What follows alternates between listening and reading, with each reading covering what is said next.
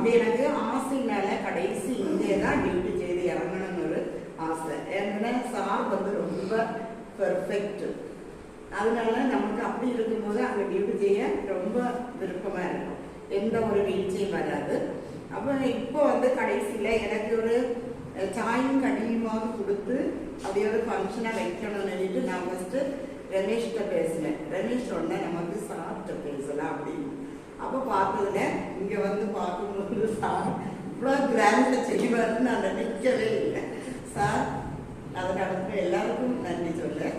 அப்போ இந்த விழாவுக்கு வந்து அதிகம் நான் பேச விரும்பலை, ஏன்னா நமக்கு குறுகிய டைம், இன்னும் நிறைய வேலைகள் உண்டு. அதனால இதில் பங்கெடுத்த அனைவருக்கும், என்னுடைய அழைப்பினை ஏற்று பங்கெடுத்த அனைவருக்கும், இந்த விழாவை சிறப்பித்த அனைவருக்கும், ஆசம்சைகள் சொன்ன எல்லாருக்கும், வாழ்த்துறை சொன்ன எல்லாருக்கும் நன்றி கூறி விடைபெறுகிறேன்.